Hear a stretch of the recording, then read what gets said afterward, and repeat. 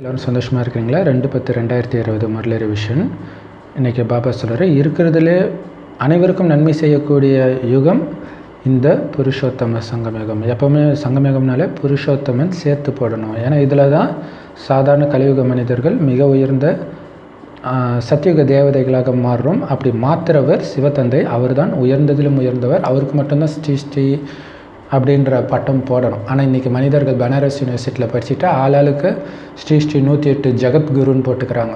So அவங்கக்கிட்ட போய் சொல்லுங்கள், கடவுளுடைய பட்டத்தெல்லாம் எடுத்து நீங்கள் போட்டுக்கிறீங்க அப்படின்னு சொல்லுங்கன்ட்டு குப்தாஜின்ற பிரதரை பாபா பனாரஸ்க்கு அனுப்புனாராம். நாடகத்தில் இருந்தால் நான் முயற்சி பண்ணுறேன் அப்படின்னு ஒருத்தன் சொல்கிறான்னா அவன் இங்கே முன்னேறவே முடியாது. நீங்கள் முயற்சி பண்ணணும். அதுவும் இந்த நாடகத்தில் பதிவாகிருக்குன்னு புரிஞ்சுக்கோங்க. ஸோ தீபம் மற்றும் புயலின் கதை. ஸோ எழுதுனவங்களுக்கே அது புரியாது, நமக்கு தான் தெரியும். ஆத்ம தீபத்தை அணைக்கிறதுக்கு மாயன் புயல் வந்துக்கிட்டே இருக்குது. எப்படி புண்ணிய காரியம் மட்டும் செய்கிறதுக்காக புரட்டாசி மாதம் ஆடி மாதம் இருக்குதோ அதுமாரி இந்த யுகம் என்னது, புருஷோத்தம சங்கமயுகம் புண்ணிய காரியம் செய்கிறதுக்கான யுகம். இதை நீங்கள் திருவிழான்னு கூட சொல்லலாம், மிக உயர்ந்த திருவிழா. இந்த யுகத்தில் தான் மிக உயர்ந்தவர்களாக லக்ஷ்மி நாராயணனாக மாறுறோம், மிகப்பெரிய பணக்காரராக நம்பர் 1ஆக மாறுறோம். மற்றபடி வேத சாஸ்திரத்தில் சொன்ன மாதிரி ஒட்டுமொத்த பிரளயம் வர்றதே கிடையாது. ஸ்ரீகிருஷ்ணர் அப்படியே ஆளிலையில் கடலில் மிதந்துட்டு வர்றதாக காட்டப்பட்டதுடைய உண்மையான அர்த்தம், ஒன்று கர்ப்பப்பையில் அவர் ஹாயாக இருக்கிறார், அதனால் கால் விரல் கட்டை விரல் சூப்பிட்டு வர மாதிரி காட்டுறாங்க. இன்னொன்று அந்த கடல்ன்றது ஞான கடலிருந்து வெளிப்பட்ட முதல் குழந்தை அப்படின்னு நம்ம புரிஞ்சுக்கிறோம். மற்றபடி தண்ணி கடலில் இருந்து ஒன்றும் ஸ்ரீகிருஷ்ணர் வர்றது கிடையாது. அப்படியே ஒட்டுமொத்த பிரளயம் ஒட்டுமொத்த உலக அழிவு வர்றதே கிடையாது. புதுசாக வரவங்களும் புரிஞ்சுக்கிற மாதிரி பழைய கருத்துக்களையும் பாபா சேர்த்து தான் எப்போவுமே சொல்லிட்டு இருக்கிறாரு. 4 யுகங்களை பற்றி எல்லாருக்கும் தெரிஞ்சாலும் இந்த புருஷோத்தம சங்கமயுகத்தை பற்றி யாருக்குமே தெரியறதில்ல.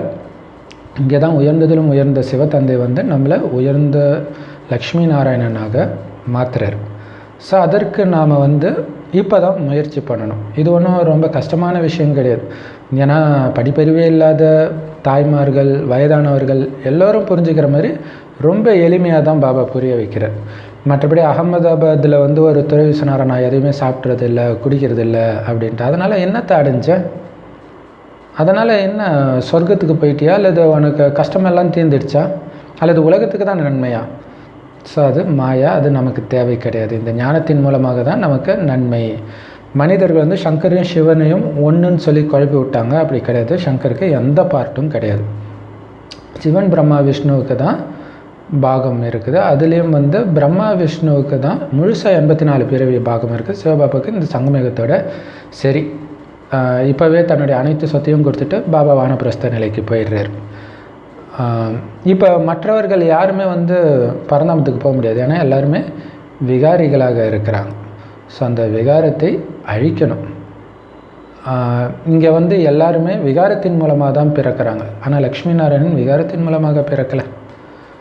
குமாரிகளையும் நிர்விகாரிகள்னு சொல்லலாம். அதனால தான் அவங்கள எல்லோரும் தலை வணங்குறாங்க. அவங்க முன்னாடி தலை வணங்குறாங்க. தூய்மைக்கு தான் எப்போவுமே மரியாதை. அனைத்து மனிதர்களுக்கும் தந்தை பிரஜாபிதா பிரம்மா, அனைத்து ஆத்மாக்களுக்கும் தந்தை சிவபாபா. எப்போவுமே அவர் தந்தை சிவபாபா. பிரம்மா பாபா இந்த சங்கமயுகத்தில் மட்டும்தான் தந்தை. ஸோ 108 மணி மாலையும் இருக்குது.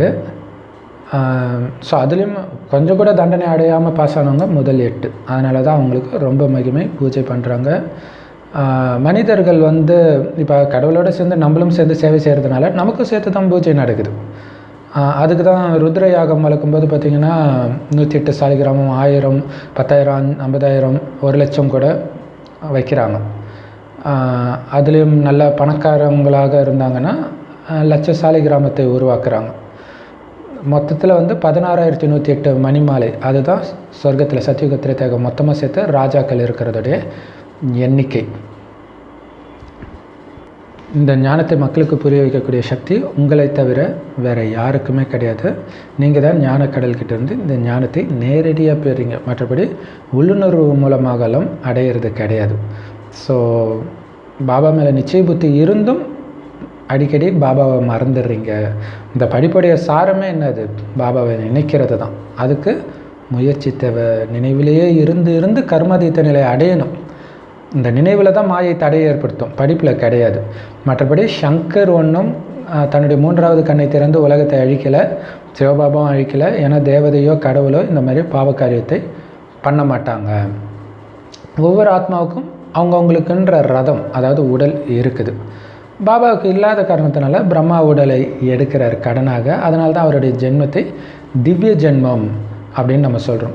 84 பிறவி சக்கரத்தை முடிச்சுட்டு இப்போ வீட்டுக்கு போகிறோம், அங்கேருந்து சொர்க்கத்துக்கு வரப்போகிறோம் அப்படின்னு நம்ம புரிஞ்சுக்கிறோம்.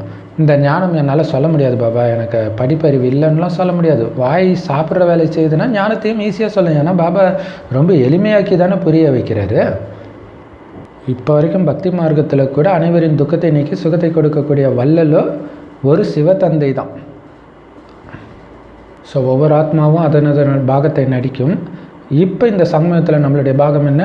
இந்த உலகத்தை பாபாவோடு சேர்ந்து புதுசாக்குறது தான். ஸோ பாபா சொர்க்கத்தை படைக்கிறதுனால ஹெவன்லி காட் ஃபாதர் அப்படின்னு சொல்லிட்டாங்க. அவர் ஒருபோதும் நரகத்தை படைக்க மாட்டார், புது உலகத்தை தானே படைப்பார். பழைய உலகத்தை படைப்பாரா அல்லது பழைய வீட்டை தான் நீங்கள் கட்டுவீங்களா அப்படின்னு பாபா கேட்குறார். ஸோ பிரம்மா மூலமாக பாபா புது உலகத்தை படைக்கிறார். இந்த பழைய உலகத்தில் தான் மனிதர்கள் துக்கம் கொடுத்துக்கிட்டே இருக்கிறாங்க. பாபா சிருஷ்டியின் ஞானத்தையும் அவரை பற்றிய ஞானத்தையும் கொடுத்து நம்மளை லக்ஷ்மி நாராயணன் மாதிரி ஆக்குறார். அதுதான் நம்மளுடைய லட்சியம். இதுக்கு 1 பைசா செலவு பண்ண தேவை. ஆனால் மனிதர்கள் பாருங்கள், மார்பிளில் கோயில் கட்டுறதுக்கு எவ்வளோ செலவு பண்ணிகிட்ருக்குறாங்க. கடவுளே நடத்துகிற யூனிவர்சிட்டி இது மட்டும்தான். இதில் தான் இந்த யூனிவர்சிட்டியில் கிடைக்கிற ஞானத்தின் மூலமாக தான் ஒட்டுமொத்த உலகமும் துக்கத்திலேருந்து சுகம் நிறைந்த சொர்க்கமாக மாறுது. ஒட்டுமொத்த உலகமும் நன்மை அடையுது. சரியானவர் பாபா மட்டுமே. அவர் தான் சரி எது தப்பு எதுன்னு சொல்லி நம்மளையும் சரியானவராக மாற்றுறார்.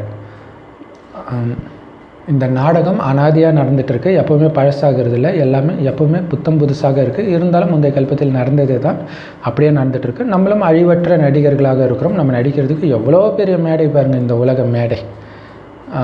ஸோ எப்படி இந்த பழைய உலகம் புதுசாகுது அப்படிங்கிற காட்சிகள் இன்னும் நெருக்கத்தில் போக போக சொர்க்கத்துக்கு நெருங்க உங்களுக்கு கிடைக்கும். ஸோ நாடகத்தில் இருந்தால் பார்த்துக்கலாம், முயற்சி பண்ணிக்கலான்னு இருக்கக்கூடாது. நீங்கள் முயற்சி பண்ணி எவ்வளோ முடியுமோ அவ்வளோ உயர்ந்த பதவியை நீங்கள் அடையணும். வரதானம் பாபா சொல்கிறாரு, பாபாவை சந்தித்தாலும் சரி, பாபா கிட்ட ஞானத்தை அடைஞ்சாலும் என்ன பண்ணுறீங்க? அழிவற்ற பிராப்தி அடைகிறீங்கன்னு புரிஞ்சுக்கணும். இந்த சங்கமயுகம் வெறும் முயற்சி செய்கிற யுகம் இல்லை, ஒவ்வொரு அடிக்கும் 1000 மடங்கு பலனை இப்போவே அடையக்கூடிய யுகம். ஸோ அந்த பலனை முன்னாடி வச்சிங்க அப்படின்னா தானாகவே ஏறும் கலையில் போவீங்க. அதாவது தானாகவே முயற்சி பண்ணுவீங்க, கஷ்டமெல்லாம் ஈஸியாக மாறிடும். ஸோ அதுக்கு என்ன பண்ணணும்? தைரியம் வைக்கணும். பிராமண வாழ்க்கையின் உயிர் சுவாசமே தைரியம் தான். அப்போ கடினமான வேலை கூட ரொம்ப எளிமையாக தெரியும். மம்மாவுடைய மகா வாக்கியத்தில் மம்மா சொல்கிறாங்க, மனிதர்கள் மோட்சம் பிறவா நிலை முக்தி அடைகிறதே மோட்சம்னு நினச்சிட்டாங்க. கடவுள்கிட்ட போனால் திரும்பி வரமாட்டாங்கன்னு நினைக்கிறாங்க. அப்படி கிடையாது. அதேமாதிரி தர்மாத்மாக்கள் தான் ஜீவன் முக்தி அடைவாங்க அப்படின்னு நினைக்கிறாங்க. அப்படியும் கிடையாது. முதல்ல கர்ம பந்தனத்திலேருந்து விடுபட்டால் தான் முக்தியை அடைய முடியும் அப்படிங்கிற விஷயம் யாருக்கும் தெரியல. அதை பாபா தான் சொல்கிறார். அந்த நிலையை அடையணுன்னா ஞானத்தை தாரணை பண்ணணும். அதுக்கு பாபா ஞானத்தை கொடுக்கணும்.